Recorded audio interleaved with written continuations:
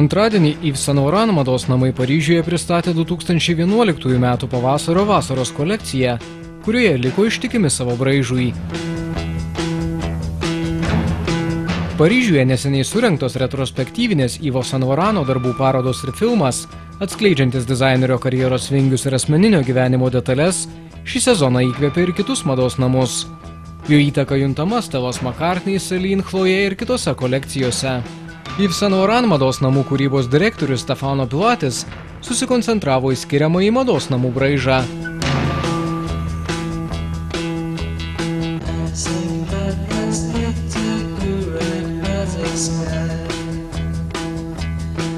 Kolekcijoje vyravo kokardomis puoštos palaidinės, safario spalvos ir žinomas smokingas, androginiškas priglundantis kostiumas, kuris buvo sukurtas 1966 metais ir kuris išpopuliarino power dressing idėją, ryžtingų bei drąsių moterų rengimosi stilių.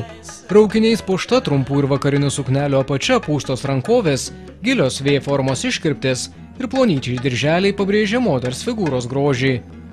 Stefano Pilatis klasikai įkvėpė naujos gyvybės, sukūręs drabužius atidengiančius nugarą bei sijonus su atvirais keltukais. Tai populiarėjanti ateinančio sezono tendencija, suteikianti drabužiams seksualumo. Paryžiaus mados savaitė baigėsi trečiadienį.